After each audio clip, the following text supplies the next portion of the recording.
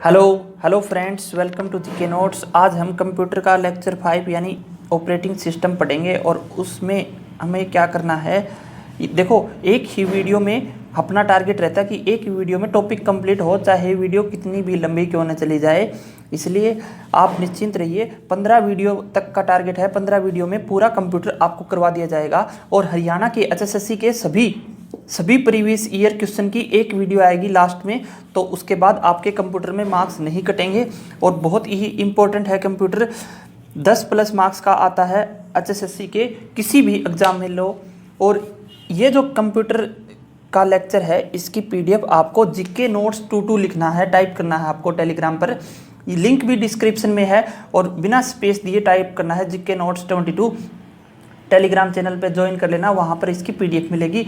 और अगर आपको डाउट पूछने, डिस्कशन करना है कुछ भी, तो जीके नोट्स 23 अपना टेलीग्राम का ग्रुप है जो चैटिंग के लिए है, तो उसको भी आप ज्वाइन करके अगर आपको कुछ डिस्कशन करना है, उसमें बहुत सारे स्टूडेंट जुड़े हुए हैं अभी तक। और हरियाणा के जो 22 ज़िले हैं उनकी ऑडियो भी प्रिपेयर की जा रही है और वो जो ऑडियो फाइल है वो जीके नोट्स 22 टेलीग्राम चैनल पर अपलोड हो जाएगी। तो आप क्या करना कि हरियाणा के जो 22 ज़िले हैं उनकी ऑडियो फाइल है वो अपने फ़ोन में डाउनलोड करके सेव रख लेना और उसको बार बार सुनते रहना। कहीं आओ जाओ, बस में बैठ रहे हो, घूम रहे हो कहीं पे भी, तो ऐसे आपको हरियाणा के सभी 22 ज़िले ऑडियो से याद हो जाएंगे। और बेसिक हो गया, हिस्ट्री मैनेजमेंट, हिस्ट्री जनरेशन हो गया, मेमोरी हो गई, हार्डवेयर और सॉफ्टवेयर का ही एक पार्ट है क्या, ऑपरेटिंग सिस्टम, जो आज हमें पढ़ना है। तो पिछले लेक्चर में हमने पढ़ा था, हमने पढ़ा था सॉफ्टवेयर। हमने पिछले लेक्चर में क्या पढ़ा था? सॉफ्टवेयर क्या होता है? सेट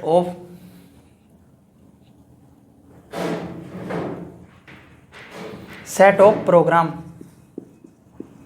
प्रोग्राम का समूह। सॉफ्टवेयर क्या है? Collection of program. और प्रोग्राम क्या बताया था आपको? सेट ऑफ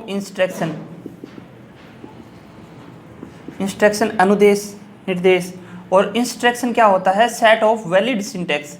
जो कोई भी वैलिड बात है उसको हम क्या बोलेंगे? Set of instruction. और उनके इंस्ट्रक्शन को मिलकर प्रोग्राम बनता है और वहाँ से बनता है सॉफ्टवेयर। फिर सॉफ्टवेयर के 3 पार्ट बताए थे। एक तो एप्लीकेशन सॉफ्टवेयर था जो हम यूज़र के लिए होता है, पर्सनल यूज़ के लिए होता है। हमें जैसे जो भी काम करना है, गेम खेलना है तो गेम का ऐप होती है एप्लीकेशन सॉफ्टवेयर। और ये होता है सिस्टम सॉफ्टवेयर, जो जिसके बिना कंप्यूटर नहीं चलता, ये सिस्टम के लिए बनाया जाता है। और तीसरा होता है यूटिलिटी सॉफ्टवेयर। ये आपको पिछले लेक्चर में बताया था, ये सहायक होता है किसका? सिस्टम सॉफ्टवेयर का। क्योंकि यह सहायता कैसे करता है? यह जैसे एंटीवायरस है, इसमें वायरस का अटैक से बचाव करता है एंटीवायरस सॉफ्टवेयर। तो इस प्रकार से आपको देखना है। और सिस्टम सॉफ्टवेयर का ही एक पार्ट है जिसका नाम क्या है? Operating system.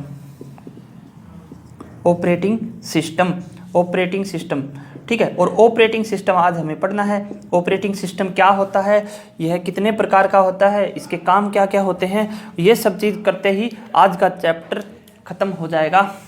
तो चलिए शुरू करते हैं। ऑपरेटिंग सिस्टम भी एक प्रकार का क्या है? सिस्टम सॉफ्टवेयर है। तो ऑपरेटिंग सिस्टम, देखो ध्यान से, आपको अभी क्या बताया है कि आज का जो चैप्टर है ऑपरेटिंग सिस्टम, ये क्या है? एक सिस्टम सॉफ्टवेयर है। सॉफ्टवेयर के 3 पार्ट थे, उनमें से सिस्टम सॉफ्टवेयर का पार्ट क्या है? ऑपरेटिंग सिस्टम, जो यूजर को हार्डवेयर से जोड़ता है। यही ऑपरेटिंग सिस्टम का पहला कार्य है। यानी यूजर और हार्डवेयर के बीच में संबंध है वो कौन कराएगा? Operating system. और इसका कार्य के आधार पर आप समझ सकते हो कि यह क्या होता है, क्या काम करता है। यह मेमोरी मैनेजमेंट करता है। मेमोरी मैनेजमेंट, पहला काम इसका मेमोरी मैनेजमेंट। मेमोरी में कैसे डाटा सेव होगा, कहाँ कहाँ होगा, क्या होगा, कैसे होगा, वो सब काम कौन करेगा? Memory management. ये प्रोसेसर मैनेजमेंट भी करता है। तीसरा काम क्या करता है? ये डिवाइस मैनेजमेंट करता है, इनपुट आउटपुट डिवाइस को। ये क्या करता है? फाइल मैनेजमेंट का भी काम यही करता है, फाइल मैनेजर भी बोलते हैं। फाइल मैनेजमेंट का काम कौन करेगा? Operating system. फिर क्या काम करेगा? ये सिक्योरिटी का भी काम यही करेगा। फिर सिस्टम की परफॉर्मेंस भी देखेगा, और ये एरर भी बताएगा। एरर होता है त्रुटि। और 8वां काम वही बोलेगा कि यूजर को हार्डवेयर से जोड़ेगा। ये है इसके 8 काम, जिसके अकॉर्डिंग आप देख सकते हो। देखो सीपीयू में होता है सॉफ्टवेयर, जिसे सिस्टम सॉफ्टवेयर बोलते हैं, और सिस्टम सॉफ्टवेयर में एक होता है ऑपरेटिंग सिस्टम, जिसी से ही सारा सिस्टम चलता है। यानी असली चीज़ तो क्या है? ऑपरेटिंग सिस्टम में है, और ऑपरेटिंग सिस्टम सारे काम करता है, इसलिए ऑपरेटिंग सिस्टम। अब देखो ऑपरेटिंग सिस्टम उदाहरण से देखो, आपका एग्जाम्पल क्या है? अगर आपके पास लैपटॉप है तो उसमें, इंग्लिश में लिख रहा हूँ समझ जाओगे, माइक्रोसॉफ्ट विंडोज़ ऑपरेटिंग सिस्टम है। जैसे विंडो 8 है, विंडो 10 है, विस्टा कुछ भी हो, लेकिन माइक्रोसॉफ्ट विंडो का जो ऑपरेटिंग सिस्टम है किसमें? लैपटॉप में। आपके पास फ़ोन है तो उसमें कौन सा ऑपरेटिंग सिस्टम है? गूगल एंड्रॉयड ऑपरेटिंग सिस्टम है। एंड्रॉयड फ़ोन ले रहा है, यानी एंड्रॉयड क्या है? एक ऑपरेटिंग सिस्टम है जो आपके फ़ोन को चलाता है। और ऑपरेटिंग सिस्टम क्या है? एक सिस्टम सॉफ्टवेयर है। और एप्पल है, एप्पल फ़ोन है तो आपके पास एप्पल का ऑपरेटिंग सिस्टम है, iOS, आईफोन बोलते हैं। और एप्पल का एक ऑपरेटिंग सिस्टम एक और है मैकओएस, और लाइनक्स ऑपरेटिंग सिस्टम भी है, यूनिक्स ऑपरेटिंग सिस्टम भी है। तो ये हो गए ऑपरेटिंग सिस्टम के उदाहरण। देखो आपको अच्छे से नोट्स बना रखे हैं मैंने, तो नोट्स तो आपको मैं दिखाऊंगा ही, और इसकी पीडीएफ भी भेज दूंगा। आपको नोट्स से प्रेफर करना है नोट्स जब बनाते हो, क्योंकि नोट्स मैंने बहुत अच्छे से बना रखे हैं, तो इसमें इसी को प्रेफर करना है आपको स्टडी मटेरियल के तौर पर। इसलिए आप टेलीग्राम चैनल को ज्वाइन करके वहाँ से पीडीएफ डाउनलोड कर लेना। लेक्चर 1, 2, 3 की नोट्स मैंने डाल रखा है किस पे? टेलीग्राम पर। और 4 और 5 अभी आज ही डाल दूंगा, ठीक है। काम समझ गए हम? ऑपरेटिंग सिस्टम सब कुछ काम करता है जो कंप्यूटर में होता है, मेमोरी मैनेजमेंट हो, प्रोसेसर मैनेजमेंट हो, कुछ भी हो। तो टाइप ऑफ ऑपरेटिंग सिस्टम पढ़ेंगे, और ये टाइप ऑफ ऑपरेटिंग सिस्टम से पहले आपको मैं बता देता हूँ। जैसे ये क्या है? यूज़र है। यूज़र कौन होते हैं? हम लोग क्या होते हैं? यूज़र, जो कंप्यूटर को यूज़ करते हैं। हम किसके पास जाते हैं? हम जाते हैं एप्लीकेशन सॉफ्टवेयर के पास। हम कोई भी एप्लीकेशन सॉफ्टवेयर चलाते हैं, एप्लीकेशन सॉफ्टवेयर कुछ भी मान लो, जैसे MS ऑफिस है, ये भी हम अपने अकॉर्डिंग चला रहे हैं। और एप्लीकेशन सॉफ्टवेयर किसके पास जाएगा? ऑपरेटिंग सिस्टम का पास। ऑपरेटिंग सिस्टम के पास जाएगा, और ऑपरेटिंग सिस्टम किसको ऑपरेट करेगा? कंप्यूटर हार्डवेयर को। हार्डवेयर, ये हो गया। तो ये जो है आप समझने की कोशिश कीजिए। ऑपरेटिंग सिस्टम क्या है? जो यूजर को हार्डवेयर से जोड़ रहा है, और किसके माध्यम से जोड़ता है? एप्लीकेशन सॉफ्टवेयर के माध्यम से जोड़ता है। यानी MS ऑफिस कोई भी एप्लीकेशन सॉफ्टवेयर हो सकता है। यानी ऑपरेटिंग सिस्टम का मेन काम क्या है? यूजर और हार्डवेयर के बीच में संबंध बनाना। तो यूजर को हार्डवेयर से जोड़ना किसका काम है? ऑपरेटिंग सिस्टम का। ज़्यादा दिमाग लगाने की ज़रूरत नहीं है, ज़्यादा रिसर्च करने की भी ज़रूरत नहीं है।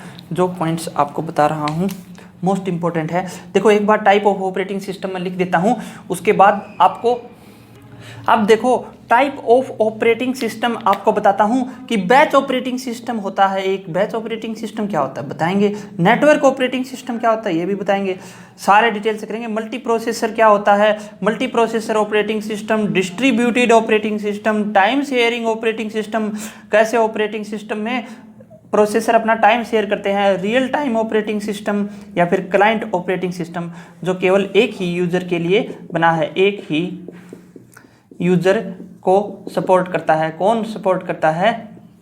Client operating system.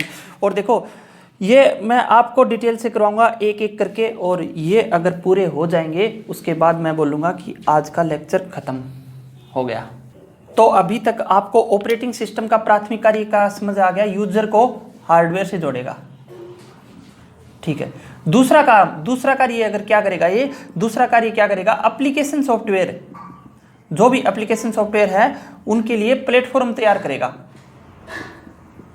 काम वही हो गया, एप्लीकेशन सॉफ्टवेयर के लिए प्लेटफॉर्म तैयार करता है कौन, ऑपरेटिंग सिस्टम। और एक चीज और बता देता हूं आपको मैं, देखो हमारा जो स्मार्टफोन है आपके पास, उसमें क्या है, एंड्रॉयड ऑपरेटिंग सिस्टम है, और उसकी खोज किसने की थी, एंडी रूबिन ने। तो एंडी के नाम से ही बन गया एंड्रॉयड ऑपरेटिंग सिस्टम। और ये कब खोजा गया था, 2003 में, और 2005 आया तब गूगल जो कंपनी है आज के समय सब जानते हैं, उसको 50 मिलियन में बेच दिया गया था।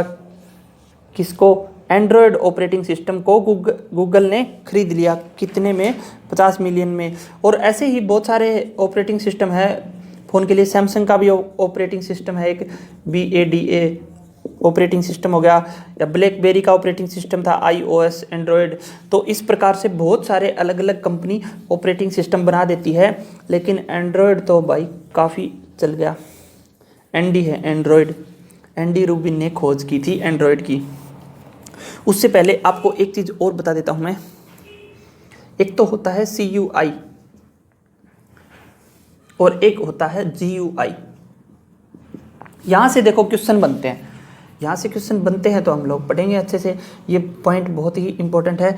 और CUI को हम क्या बोलते हैं, फुल फॉर्म से याद रखो, कैरेक्टर यूजर इंटरफेस। और ये क्या हो गया, ग्राफिकल यूजर इंटरफेस। ये क्या है, व्हाट इज दिस। देखो यूजर जो इंटरफेस करता है, यानी यूजर कंप्यूटर से कैसे कनेक्ट होता है, ये दो तरीके हैं, एक तो CUI और एक GUI। तो CUI से कैरेक्टर लिख के, यानी कीबोर्ड के थ्रू कनेक्ट होता है,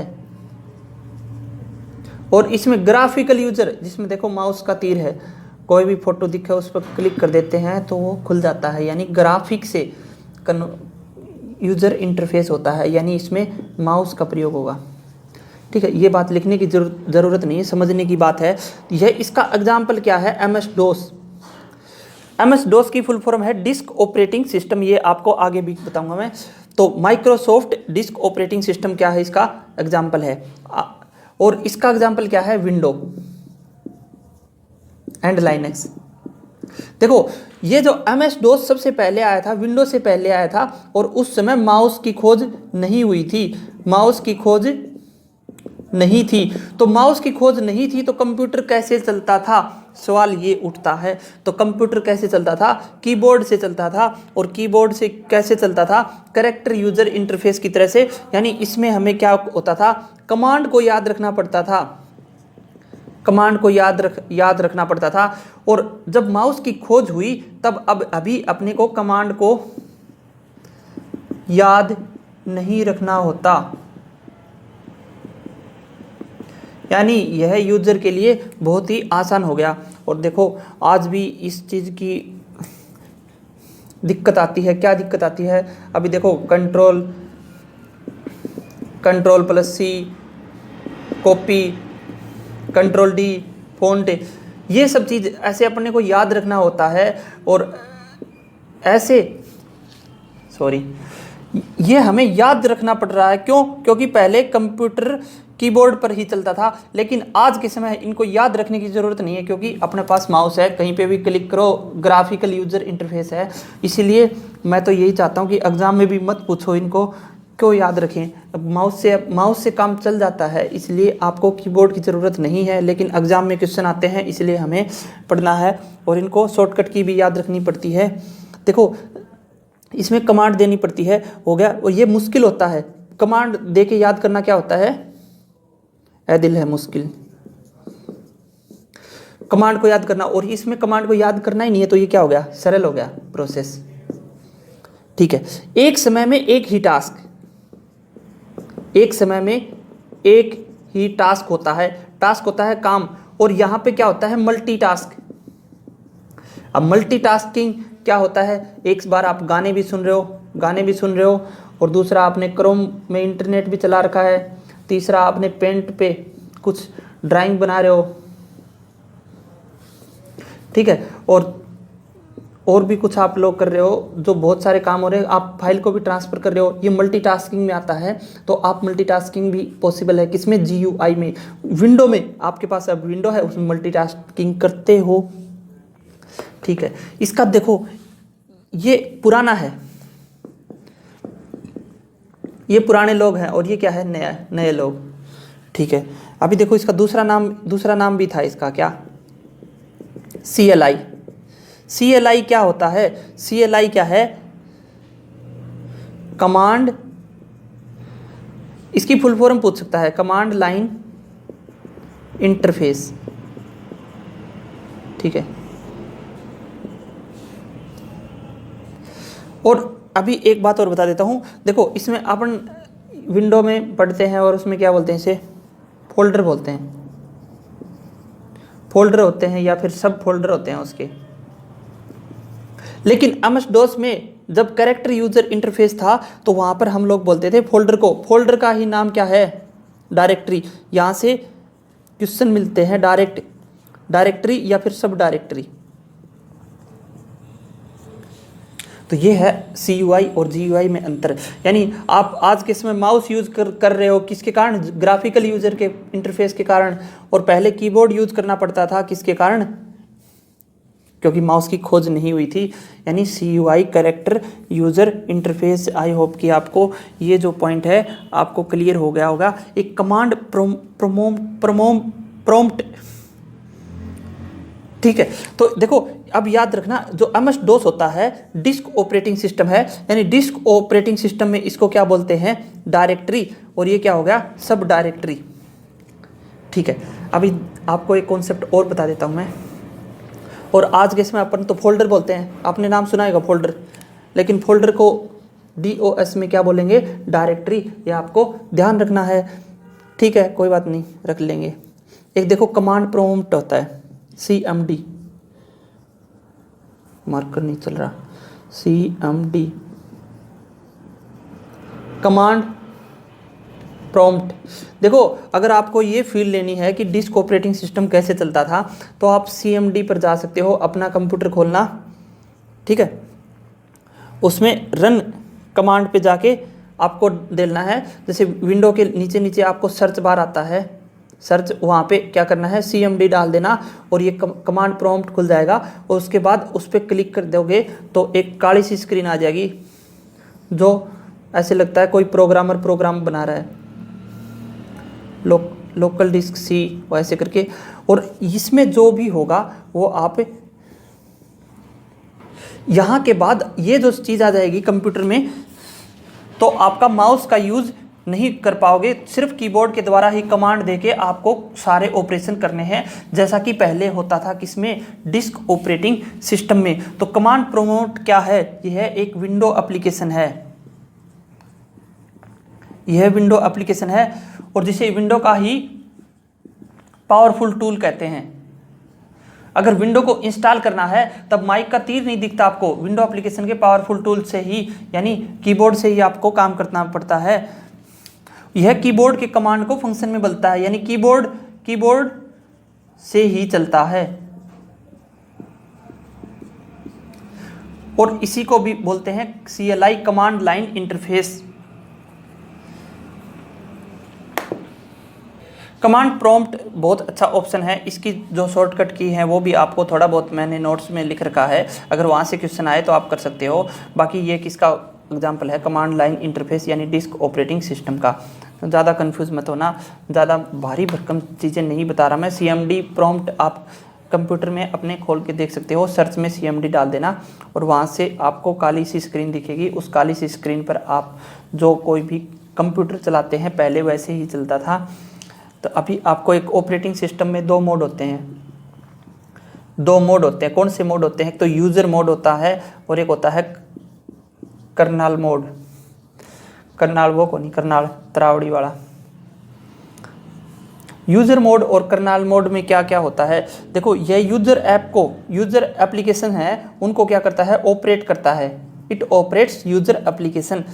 यूज़र जो कोई भी काम करेगा उसको यूज़र मोड बोलेंगे ऑपरेटिंग सिस्टम। ऑपरेटिंग सिस्टम में दो मोड हो गए, एक तो यूजर मोड, एक कर्नल मोड। ये क्या करेगा, कर्नल मोड क्या करेगा, ये हार्डवेयर एंड सारे बड़े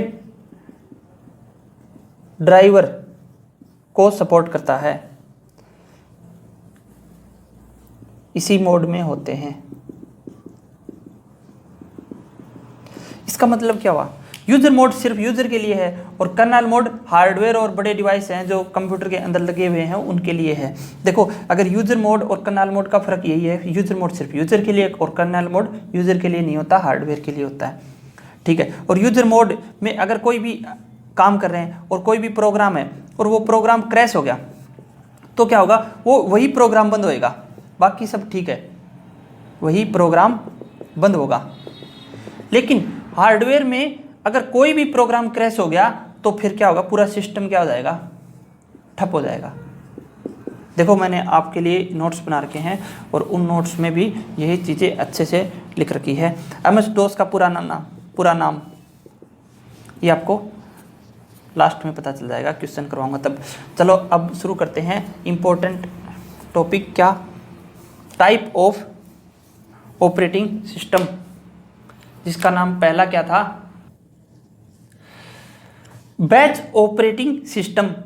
7-8 टाइप हैं और वो कंप्लीट करवाने हैं। तो देखो बैच ऑपरेटिंग सिस्टम क्या होता है, इसमें यूजर कंप्यूटर से सीधे इंटरेक्ट ना होके एक जॉब तैयार करते थे।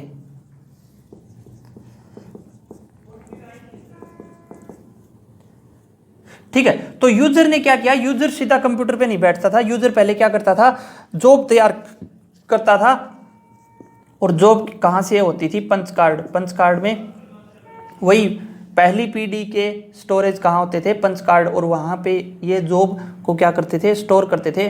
फिर ऑपरेटिंग सिस्टम फिर क्या करता था, ऑपरेटिंग सिस्टम इसको लोड करता था और लोड करने के बाद प्रोसेस करता था। देखो इतना मुश्किल काम था। और ये देखो पहले यूजर जॉब तैयार करो, उन जॉब ने इकट्ठी करी, फिर ऑपरेटिंग सिस्टम ने लोड करेगो और लोड करके फिर क्या होगा, प्रोसेस होगा। और इस प्रोसेस में समय कितना लगता था, समय लग जाते थे, कुछ मिनट भी लग सकती थी, कुछ घंटे भी लग सकते थे और कुछ महीने भी लग सकते थे। महीने ज़्यादा फेंक दिया, दिनों के पश्चात तो काफ़ी टाइम लगता था।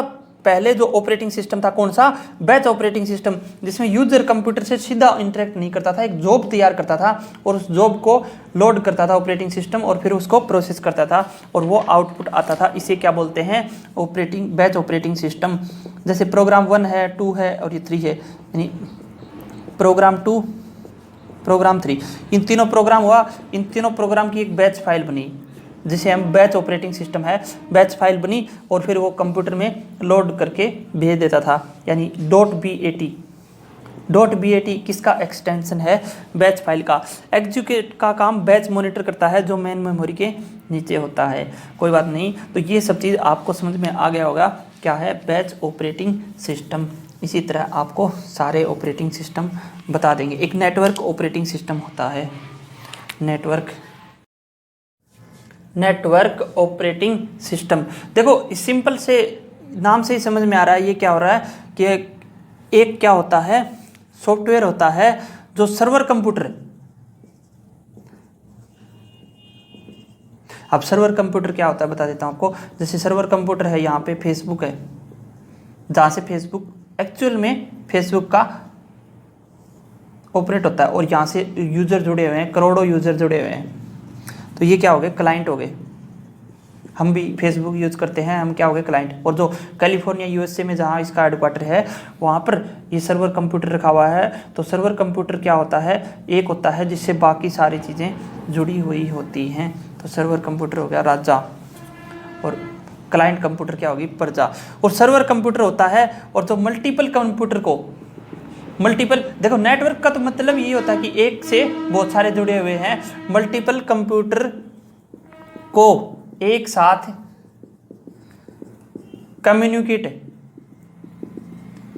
करने के लिए, या फिर कोई फाइल शेयर करना हो किसी को भी, या फिर नेटवर्किंग इश्यू या मैनेजमेंट के लिए अलाउ करता है, यानी परमिशन देता है। तो देखो ये इसका मतलब क्या हुआ कि एक होता है सर्वर कंप्यूटर, और ये जुड़ जाता है किससे, बहुत सारे क्लाइंट कंप्यूटर से जुड़ जाता है। और ये आपस में क्या करते हैं, ये सारे क्लाइंट कंप्यूटर हैं और ये आपस में क्या करते हैं, आपस में डाटा शेयर कर लेते हैं, फाइल शेयर कर लेते हैं, मैनेज कुछ भी काम करो, कम्युनिकेट करो, चैटिंग करो, कुछ भी करो, ये सर्वर कंप्यूटर के थ्रू होता है। यानी हम जहाँ से चैटिंग करते हैं वो भी सर्वर कंप्यूटर के थ्रू ही होता है, एक फ़ोन दूसरे फ़ोन से। तो ये सब चीज़ क्या है। और इसके एग्जांपल की बात करें नेटवर्किंग का, तो विंडोज़ है, विंडोज़ भी नेटवर्किंग का बहुत एग्जांपल है। विंडोज़ सर्वर हो गया, विंडोज़ 2000 हो गया, विंडोज़ 2008 हो गया, ये सब किसके एग्जांपल हैं, नेटवर्क ऑपरेटिंग सिस्टम। उसमें नेटवर्क ऑपरेटिंग सिस्टम में एक टर्म और भी होती है, वो टर्म क्या है, नोड्स। नोड्स, नोड्स क्या होता है, नेटवर्क के अंदर जो डिवाइस हैं उन्हें ही हम क्या बोलते हैं, नोड्स बोलते हैं। तो ये हो गया दूसरा नेटवर्क ऑपरेटिंग सिस्टम। बेसिक जानकारी आपको होनी चाहिए, नोट्स आपको टेलीग्राम में मिल जाएंगे, ठीक है। तीसरा ऑपरेटिंग सिस्टम क्या है, मल्टी प्रोसेसिंग या फिर पैरेलल। पैरेलल को हम बोलेंगे समांतर प्रोसेसिंग। तो मल्टी प्रोसेसिंग, मल्टी का मतलब बहुत ज़्यादा, पैरेलल का मतलब भी समांतर प्रोसेसिंग ज़्यादा हो। ये मल्टीपल प्रोसेसर, एक से ज़्यादा प्रोसेसर, सीपीयू, एक सीपीयू में एक से ज़्यादा प्रोसेसर लगे होते हैं, उसे हम क्या बोलेंगे, मल्टी प्रोसेसिंग। अब एक से ज़्यादा प्रोसेसर लगाने की ज़रूरत क्यों पड़ी, क्योंकि इतना लोड पड़ गया। यानी क्योंकि क्या है, एक से ज़्यादा प्रोसेसर लगाने की ज़रूरत क्यों पड़ी, स्पीड बढ़ाने के लिए, और ज़्यादा काम हैवी लोड के लिए स्पीड बढ़ाने के लिए एक से ज़्यादा प्रोसेस की ज़रूरत पड़ी। यानी प्रोसेसर ज़्यादा होंगे उतना ही काम किससे होगा, तेज़ी से होगा। और एक से अधिक प्रोसेस, अब एक से ज़्यादा काम हो गया तो भी उसके लिए ज़्यादा प्रोसेसर लगाने पड़ते हैं, और उसी प्रोसेसर को हम बोलते हैं, जैसे देखो ड्यूअल कोर। ड्यूअल कोर देखो, एक प्रोसेसर होता है, जैसे ये रैम है, ठीक है, इसमें एक है, और ड्यूअल कोर में क्या होगा, इस रैम को दो भागों में बांट दो, यानी उसी को छोटा साइज करके एक प्रोसेस में बना दिया। क्वाड कोर, ये है रैम, एक था उसको दो काटा, ये काटा, यानी ये एक प्रोसेसर कौन सा हो गया,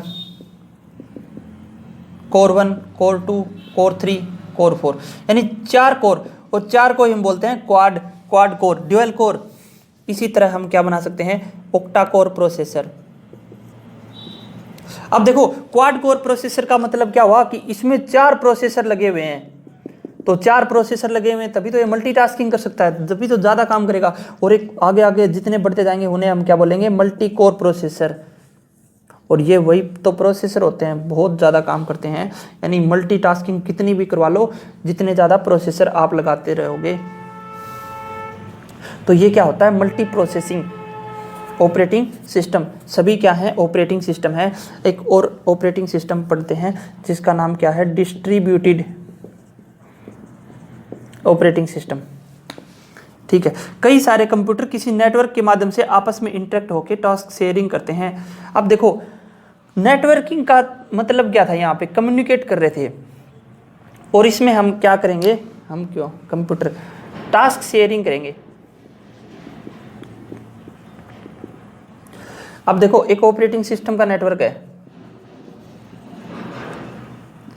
और इसके साथ ही बहुत सारे कंप्यूटर जुड़े हुए हैं। अब की बार क्लाइंट नहीं है, कंप्यूटर जुड़े हुए हैं, जिसके अंदर क्या है, मेमोरी है और एक सीपीयू है, और ये भी क्या है, मेमोरी, ये भी सीपीयू और मेमोरी है, और इसी तरह भी सीपीयू और मेमोरी, ये बहुत सारे कंप्यूटर जुड़े हुए हैं। और ये इनका काम डिस्ट्रीब्यूटेड क्या होता है, बांट के काम करेंगे। यानी कोई भी एक प्रोसेस होता है, टास्क शेयरिंग पर काम करते हैं, यानी कि भाई थोड़ा सा काम तू कर ले, थोड़ा सा तू कर ले, थोड़ा सा तू कर ले, ताकि हमारी स्पीड क्या हो जाए, फास्ट हो जाए। और इसी का ही एक बेहतरीन एग्जांपल है RTOS real time operating system. RTOS का कॉन्सेप्ट आपको मैं बताऊंगा। तो अभी इसमें क्या बोलेंगे, मल्टीपल यूज़र भी इसमें कर सकते हैं और ये लाइन के थ्रू यानी वायर के थ्रू कनेक्ट हो रहे हैं सभी आपस में। और इसके एग्जाम्पल की बात करें, इसका मतलब ये हुआ, देखो ध्यान से, कि ऑपरेटिंग सिस्टम नेटवर्क होता है एक, उसमें बहुत सारे कंप्यूटर लगे हुए होते हैं और अगर ज़्यादा काम हो, जैसे हैवी लोड है, लोड ज़्यादा लेना है, या फिर काम ज़्यादा है और समय कम है, तो समय कम हो विवाह बात से कि गेहूँ की लावणी करा, ठीक है, और एक दिन में कंप्लीट, एक दिन में 5 किला काटना ही, तो आप क्या करोगा, 50 लोग बैठा दो के बार दिन में काट दी। यानी कहने का मतलब ये हो कि मल्टीपल प्रोसेसर, यानी काम बांट दिया, छोड़ो, जितने ज़्यादा कंप्यूटर को काम बांटा जाएगा काम उतना ही तेजी से होगा, समझ जाओ इस बात को। और इसे ही क्या बोलते हैं, आयरिक्स ऑपरेटिंग सिस्टम, या फिर क्या होता है डायनेक्स ऑपरेटिंग सिस्टम। ये IBM ने बनाया था। एक सोलरीज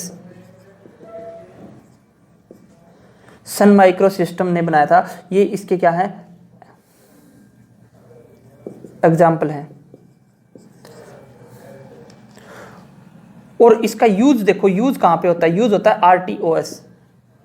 RTOS का फुल फॉर्म आ सकता है एग्जाम में, रियल टाइम ऑपरेटिंग सिस्टम। अब रियल टाइम ऑपरेटिंग सिस्टम ही पढ़ेंगे नेक्स्ट। तो देखो अब रियल टाइम ऑपरेटिंग सिस्टम होता क्या है ये आपको मैं बता देता हूं।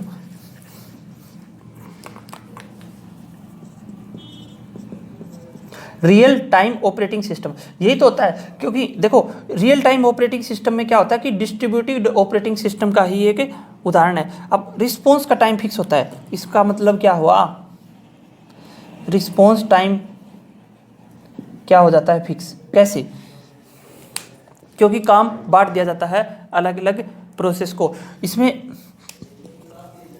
Time delay not allowed. Example के थ्रू समझते हैं।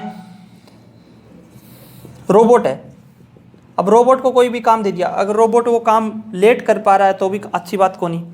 और देखो पैराशूट है, पैराशूट में RTOS यानी रियल टाइम ऑपरेटिंग सिस्टम का यूज होता है।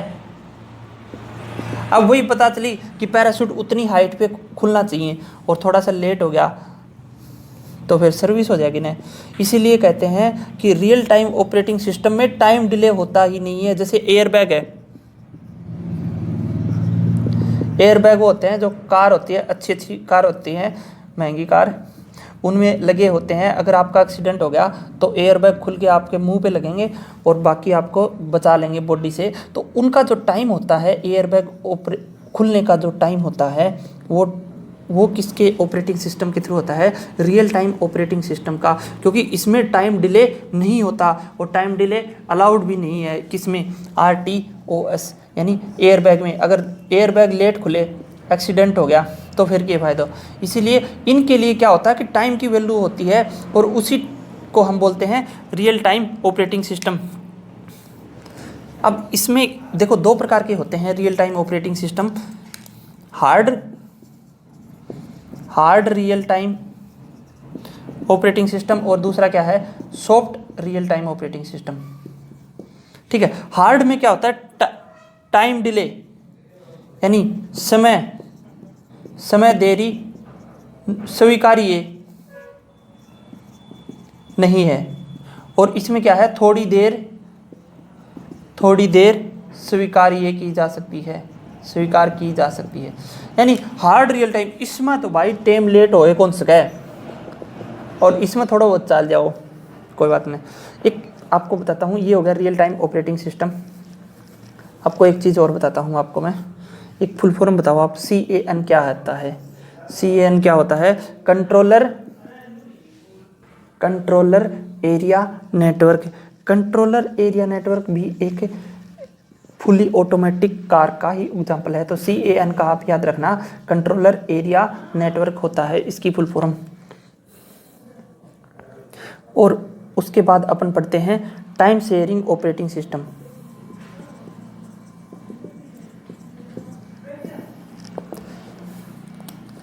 Time sharing operating system, time sharing operating system इसे क्या बोलते हैं? Multitasking operating system. तो मल्टीटास्किंग ऑपरेटिंग सिस्टम किसे कहते हैं? Time sharing. अब देखो मल्टीटास्किंग होती है हमारे कंप्यूटर में, हम जानते हैं मल्टी का मतलब बहुत सारे काम एक साथ, और वो कैसे होता है? टाइम शेयरिंग के होता है। यानी ऑपरेटिंग सिस्टम तो एक बार में एक ही काम करता है, लेकिन वो टाइम शेयरिंग टेक्नोलॉजी के माध्यम से एक बार में बहुत सारा काम होता है। और ये किससे कैसे होता है? स्विच टाइम होता है। स्विच टाइम बहुत कम होता है, उसके कारण हमें पता ही नहीं चलता कि एक्चुअल में प्रोसेस हो गया। ठीक है, इसे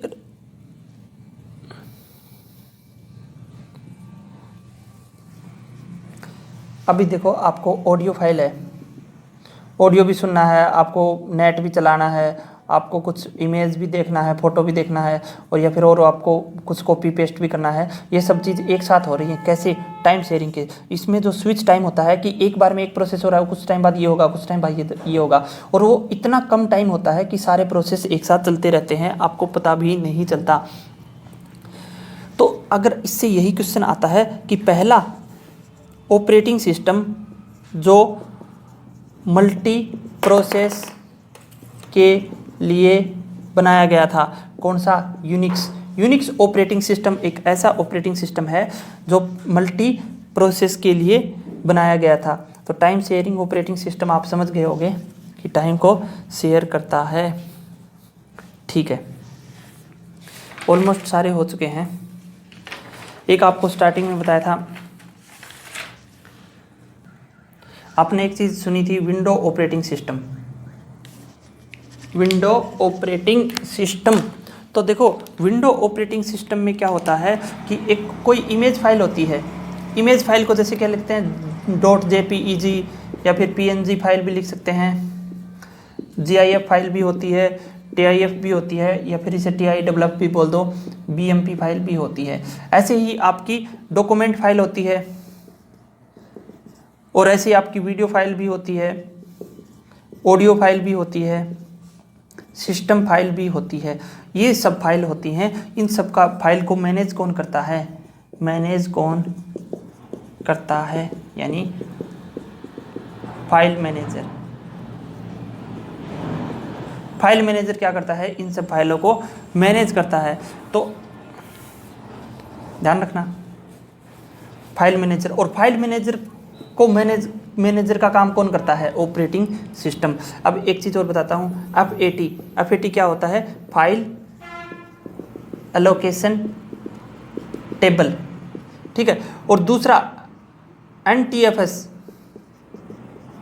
पुराने समय में FAT यूज होता था, अब यूज होता है NTFS। इसकी फुल फॉर्म सीधी पूछ सकता है, इसलिए आपको बता रहा हूँ मैं। New technology file system. New technology file system क्या होता है? इसने FAT को क्या कर दिया? रिप्लेस कर दिया। और ये किस में मिलता है? GUI graphical user interface window में मिलता है। ठीक है, कुछ महत्वपूर्ण, ये थ्रूपुट क्या होता है और टर्न अराउंड टाइम क्या होता है, वेटिंग टाइम क्या होता है, ये एक बार समझ लेते हैं। तो देखो थ्रूपुट टाइम क्या होता है आपको बताता हूँ मैं। थ्रूपुट टाइम होता है कि दिए गए समय में दिए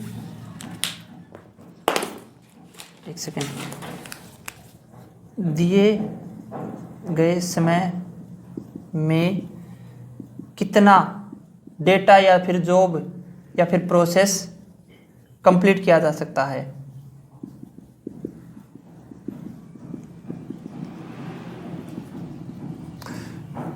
और एक समय में कितना काम हो सकता है, वो क्या है? थ्रूपुट। थ्रूपुट किसे बोलते हैं? एक समय में कितना काम हो सकता है। और टर्न अराउंड टाइम, एक प्रोसेस को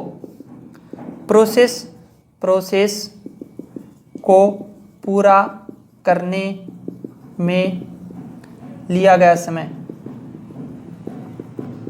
क्या होता है? Turn around time. अब वेटिंग टाइम तो आप जानते हो, इंतजार करने का समय। अब देखो इनको थोड़ा सा डिटेल में समझते हैं। थ्रोपुट टाइम क्या होगा कि प्रोसेस कंप्लीट, कितने समय में प्रोसेस हो रहा है वो थ्रोपुट, और एक समय में कितने समय में प्रोसेस हो रहा है वो तो टर्न अराउंड टाइम हो गया, और दिए गए समय में कितने प्रोसेस हो रहे हैं, जैसे कुछ भी टाइम दे दिया उसमें कितने प्रोसेस हो रहे हैं वो थ्रोपुट टाइम हो गया। और वेटिंग टाइम कितना हो गया, जो इंतजार, अब इंतजार होता कहाँ है ये आपको बता देते हैं। देखो आपको बताता हूँ, अब कोई भी प्रोग्राम है, रेडी है, ठीक है, तो रेडी है, उसको रनिंग में भेज दिया, रन कर रहा है, ठीक है, रनिंग हो रहा है और काम पूरा हो गया तो वो क्या हो जाएगा, टर्मिनेट यानी खत्म हो जाएगा उसका प्रोसेस, ठीक है, रनिंग। तो टर्न अराउंड टाइम क्या होता है, प्रोसेस को पूरा करने में लिया गया इसमें। अगर कोई प्रोसेस काम चल रहा है, अगर वो प्रोसेस कुछ हो गया, इंटरप्ट होता है, कुछ गड़बड़ हो गया तो वापस रेडी में आ जाएगा। और रेडी से पहले क्या होता है, एक नई स्टेट होती है और उसी नई स्टेट से प्रोग्राम रेडी होके यहाँ पे आता रहता है। और देखो बाहर से भी जो रिक्वेस्ट आती हैं जिसे हम बोलते हैं इनपुट आउटपुट रिक्वेस्ट होती हैं, और उनको हम किस में रखते हैं, वेटिंग में रखते हैं। और वेटिंग में वही तो क्या बोलते हैं, वेटिंग टाइम। जो इनपुट आउटपुट रिक्वेस्ट होती हैं उसी को हम क्या बोलेंगे, उसी से क्या टर्म आई, मल्टी प्रोग्रामिंग, ठीक है। तो ये डायग्राम आपको वैसे ही समझने के लिए है, यहाँ को ज़्यादा ज़रूरी नहीं है, आपको बस इतना पता होना चाहिए कि थ्रोपुट क्या होता है, टर्न अराउंड टाइम क्या होता है। अब जो वेटिंग टाइम था, अब वेटिंग टाइम में बहुत सारे प्रोग्राम आ गए तो आपको कैसे करना पड़ेगा, बहुत ही बोरिंग टॉपिक लग रहा है, FIFO के through, first in first out, यानी पहले आओ पहले पाओ, पहले आओ पहले जाओ, यानी जो पहले प्रोग्राम आएगा उसको पहले ही कर दिया जाएगा। अब एक होती है डेडलॉक कंडीशन। डेडलॉक कंडीशन क्या होती है कि देखो एक प्रोग्राम अब अंदर प्रोसेस में हो रहा है और दूसरा प्रोग्राम पीछे से आ गया, उसको भी नहीं घुसाएंगे। यानी डेडलॉक कंडीशन यही तो कंडीशन होती है कि एक प्रोग्राम को दूसरे में जाने से रोक देता है, एक प्रोग्राम को दूसरे में जाने से रोक दिया जाता है, रोक दिया गया, ये क्या हो गई, डेडलॉक कंडीशन। अब देखो वेटिंग होता है, वेट कहाँ पर करता है, वेटिंग रूम में, और वेटिंग रूम को ही हम क्या बोलते हैं, रैम, रैंडम एक्सेस मेमोरी, ये आप ध्यान रखना, ठीक है। तो अभी तक हमने ये सब चीज़ पढ़ ली है। अब आपको एक चीज़ और बता देता हूँ मैं, मल्टी प्रोग्रामिंग, मल्टीटास्किंग, ये सब चीज़ आपने अभी देखा। अब आप देखो एक चीज़ बताता हूँ, मल्टी प्रोसेसिंग कैसे होती है, जिसमें दो या दो से अधिक प्रोसेसर लगे हुए हैं, अधिक प्रोसेसर है, उसे क्या बोलेंगे, मल्टी प्रोसेसिंग। अगर हम बोले मल्टी प्रोग्रामिंग क्या होगा, दो या दो से ज्यादा क्या हो, प्रोग्राम हो। मल्टीटास्किंग, टास्क होता काम, दो या दो से ज्यादा क्या हो, टास्क हो, उसे क्या बोलेंगे, मल्टीटास्किंग, ठीक है। लेकिन मल्टीटास्किंग और मल्टी प्रोग्रामिंग में अंतर क्या होता है, तो आप क्या बताओगे। ये देखो multi tasking and multi programming, ठीक है। तो वैसे तो मल्टी प्रोग्रामिंग का ही पार्ट है मल्टीटास्किंग, लेकिन मल्टीटास्किंग में क्या होता है कि स्पीड फास्ट होती है, और इसमें मल्टी प्रोग्रामिंग थोड़ा इसके रेस्पेक्ट में स्लो होता है।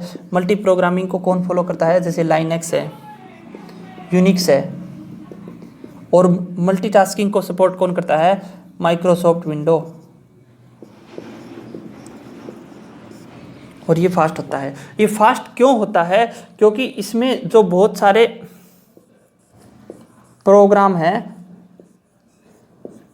उनमें से पहले दो को करेगा, पहले दो को करता रहेगा, सभी को करता रहेगा टाइम शेयरिंग के माध्यम से। और इसमें क्या होता है, इसमें 4 पॉइंट सारे करता है, ये आपको समझने की ज़रूरत नहीं है, कोई ज़्यादा इंपॉर्टेंट पॉइंट नहीं है। तो मल्टीटास्किंग और मल्टी प्रोग्रामिंग ये हो गया। तो अभी कर लेते हैं कुछ क्वेश्चन जिसके दम पर हमें थोड़ा बहुत कुछ नॉलेज और इम्प्रूवमेंट होएगी। तो चलिए थोड़ा सा इसको ले आते हैं डिजिटल बोर्ड को।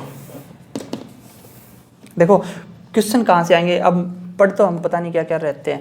CUI का फुल फॉर्म क्या होता है, कैरेक्टर यूजर इंटरफेस। GUI क्या होता है, ग्राफिकल यूजर इंटरफेस। CMD क्या बताया था हमने, कमांड प्रॉम्प्ट। CLI भी इसी का उदाहरण है, कैरेक्टर लाइन इंटरफेस। MS-DOS का पूरा नाम क्या है, Microsoft disk operating system.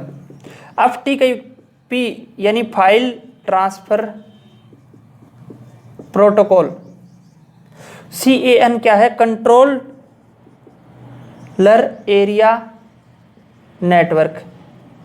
Step by step description क्या कहलाता है, एल्गोरिथम। कंप्यूटर का वेटिंग रूम किसे कहा जाता है, रैम को। तो अभी देखो, अब कंपाइलर क्या करता है, कंपाइलर क्या करता है, सोर्स कोड को ऑब्जेक्ट कोड में बदलता है, ये आपको बताया था अभी पिछले लेक्चर में। लेकिन ऑब्जेक्ट कोड में बदलते समय, अभी एक क्वेश्चन आया था कि कंपाइलिंग करते समय क्या होता है, कंपाइलिंग के समय क्या होता है, कंपाइलिंग के समय। तो कंपाइलिंग जब कंपाइल कर रहा है, देखो कंपाइलर कंपाइल करने के बाद तो ऑब्जेक्ट कोड बना देगा, लेकिन कंपाइल कर रहा है तब क्या बनाएगा, एल्गोरिथम बनाएगा। यानी वो स्टेप बाय स्टेप जो प्रोसेस कर रहा होता है उसका काम कहना मतलब क्या हुआ कि एल्गोरिथम बनता है। FAT ये क्या होता है, फाइल एलोकेशन टेबल।